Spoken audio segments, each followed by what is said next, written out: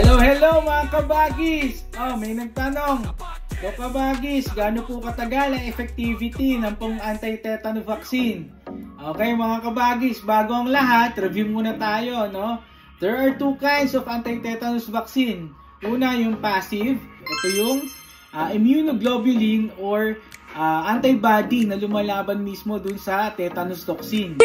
Pangalawa, yun ang ating tetanus toxoid, no? Ito yung active, kung saan ni-stimulate niya yung ating immune system para gumawa nung sinasabi nating antibody or immunoglobulin na lalaban sa tetanus toxin. Ngayon, going back to the question mga kabagis, gaano nga ba katagal at tinatagal nito? Kapag tayo nabigyan ng anti-tetanus vaccine, tumatagal to mga 10 years, no?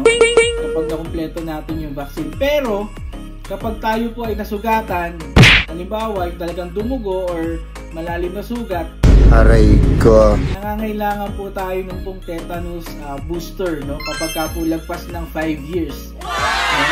So, ang dapat nating dadaan, 5 years.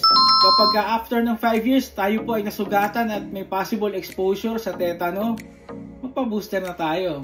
Okay ba mga kabagis? Good night!